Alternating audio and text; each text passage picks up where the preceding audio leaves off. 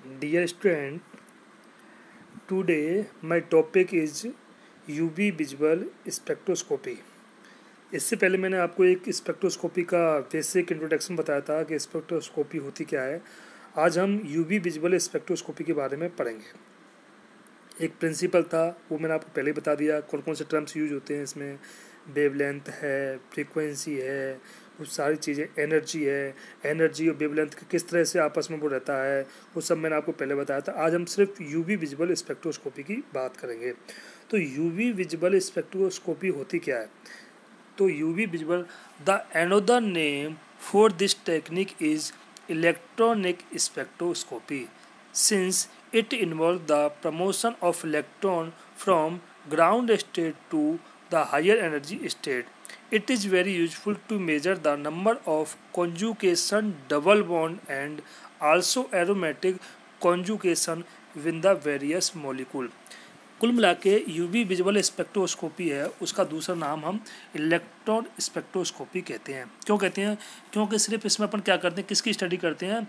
Number of conjugated double bond है, वो कितने डबल बॉन्ड आपस में कॉन्जुगेटेड हैं, या इन एरोमेटिक कंपाउंड्स के अंदर में कॉन्जुगेशन है कि नहीं, इन सब की स्टडी करते हैं। तो इसलिए हम इसको अपन क्या दूसरा नाम क्या कहते हैं, इसको अपन इलेक्ट्रॉनिक स्पेक्ट्रोस्कोपी भी कहते हैं, क्योंकि इसमें इलेक्ट्रॉन एनर्जी एब्जॉर्ब करने के बाद लोअर एनर्जी स्टेट से हायर एनर्जी स्टेट में जाते हैं। इसीलिए इसका दूसरा नाम इलेक्ट्रॉनिक स्पेक्ट्रोस्कोपी भी अपन इसको बोलते हैं। मैंने पहले ही बताया था, यूवी विजुअल स्पेक्ट्रोस्कोपी है, उसकी जो रेंज होती है 200 से 400 नैनोमीटर, इसको बोलते हैं अल्ट्रावायलेट रेंज, और 400 से 800 नैनोमीटर इसको बोलते हैं अपन विजुअल रेंज। कुल मिला के 200 नैनोमीटर से लेकर के 800 नैनोमीटर तक हम इसको बोलते हैं यूवी विजुअल रेंज। ये रेंज किस में है? इलेक्ट्रोमैग्नेटिक रेडिएशन के अंदर।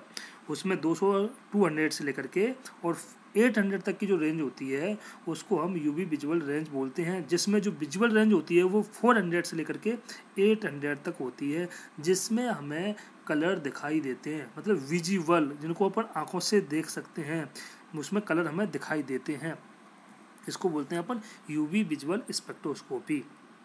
जैसा मैंने आपको इस स्लाइड में दिखा रखा है, वो लिख रखा है मैंने, यूवी क्षेत्र 200 से 400 और उससे ऊपर का क्षेत्र विजुअल क्षेत्र कहलाता है। अब एक क्वेश्चन आता है, यूवी विजुअल स्पेक्ट्रोस्कोपी में जब इलेक्ट्रॉन लोअर एनर्जी से हायर एनर्जी में एक्साइटेड होता है तो वो एनर्जी एब्जॉर्ब करता है। तो उसके लिए कुछ लॉ हैं जिसको हम एब्जॉर्प्शन लॉ बोलते हैं। ये एब्जॉर्प्शन लॉ दो तरह के होते हैं, जिसमें पहला होता है लेमर्ट लॉ और दूसरा होता है बियर्स लॉ।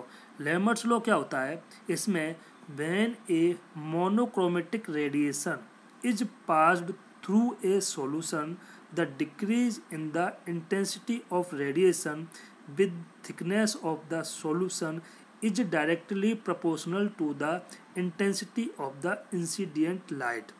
पहला क्वेश्चन है इसमें मोनोक्रोमेटिक रेडिएशन। मोनोक्रोमेटिक रेडिएशन का मतलब क्या है कि जो अपन लाइट डाल रहे हैं वो लाइट एक ही रेंज की होनी चाहिए। कुल मिला के मोनोक्रोमेटिक रेडिएशन होनी चाहिए, उसकी रेंज एक ही रेंज होनी चाहिए, तो उसको बोलते हैं अपन मोनोक्रोमेटिक रेडिएशन।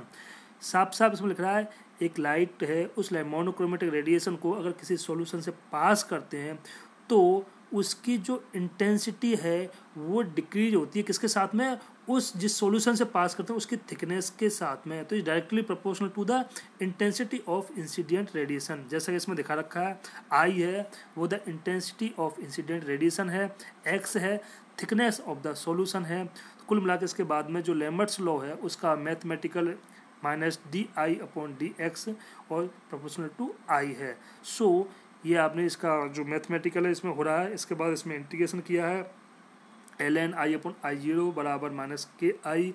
इसके बाद में आपको पता है ln को log में चेंज करने के लिए 2.303 का उसमें मल्टीप्लाई करते हैं। उसके बाद में अपन को 2.303 log i/i0 equal to -ki।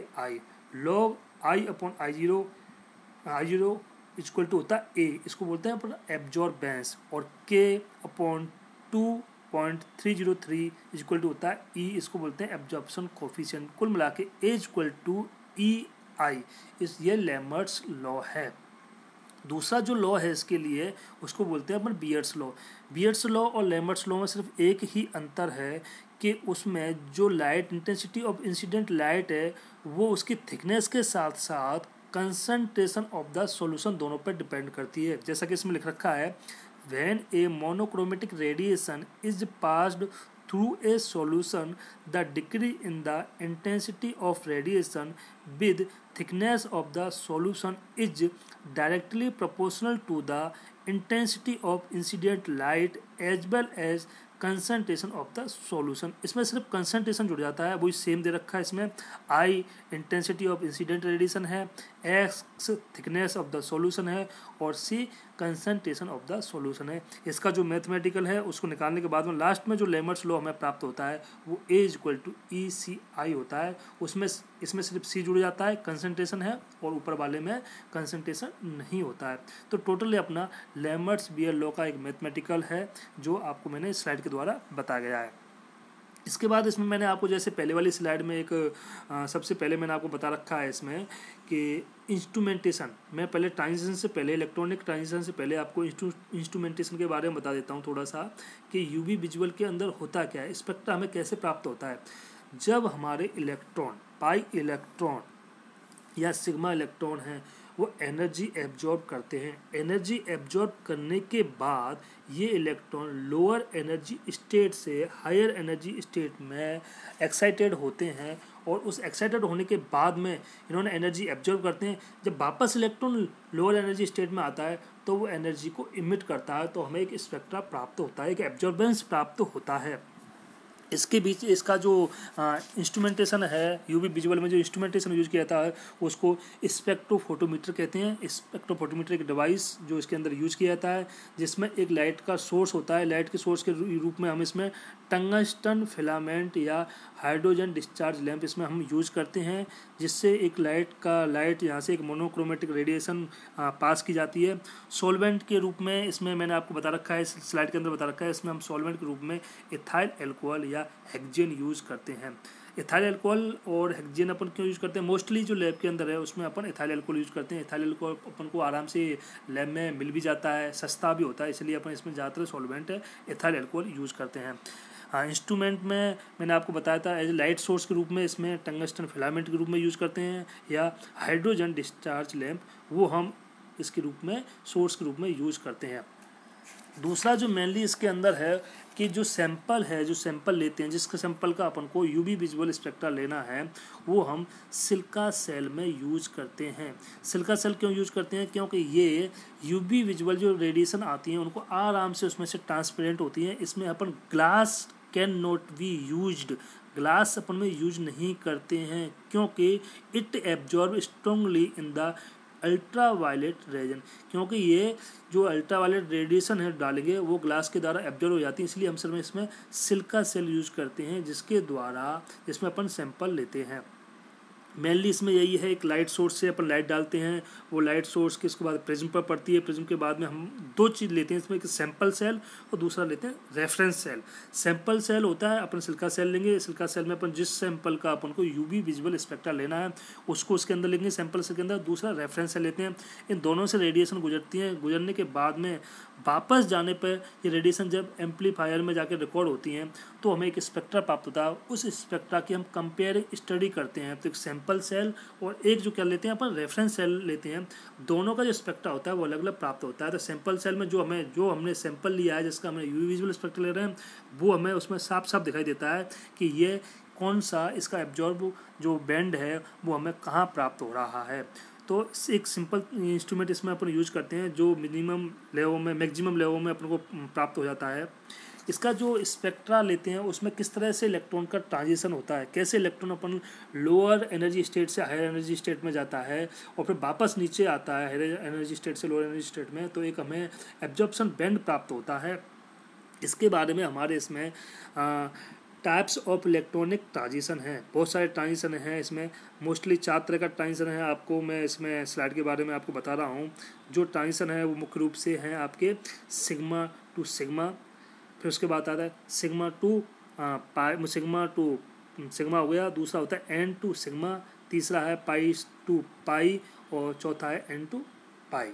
तो 4 तरह के ट्रांजिशन इसमें हमारे काम आते हैं कि किस तरह से ट्रांजिशन उसमें सिग्मा से सिग्मा होता है, एंटी बॉन्डिंग में होता है, फिर n two sigma anti bonding होता है, पाई से पाई एंटी बॉन्डिंग होता है और एन से पाई एंटी बॉन्डिंग होता है। इनको हम एक एक से पढ़ेंगे।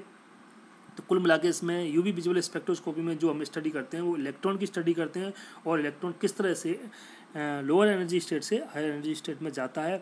ये डिपेंड करता है कि जो इलेक्ट्रॉन यूज में आ रहा है वो इलेक्ट्रॉन सिग्मा इलेक्ट्रॉन है या पाई इलेक्ट्रॉन। जैसे कि आप जानते हो कि सिग्मा इलेक्ट्रॉन को एक्साइट करने के लिए हायर एनर्जी की आवश्यकता होगी।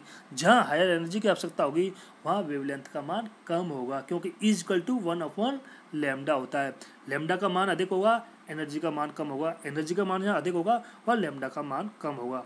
तो नेक्स्ट वीडियो में आपको बताऊंगा इलेक्ट्रॉनिक ट्रांजिशन कि इलेक्ट्रॉनिक ट्रांजिशन किस प्रकार से होते हैं, किस प्रकार से इसके मान बढ़ता है, किस प्रकार से एनर्जी का मान बढ़ता है, किस प्रकार से वेवलेंथ का मान बढ़ता है। ये सारी चीज़ें अपन इलेक्ट्रॉनिक ट्रांजिशन में पढ़ेंगे। जब तक सिंपल एक यूबी में लेमर्ट्स लॉ है, इंस्ट्रूमेंटेशन है, इसके बारे में आप पढ़ें।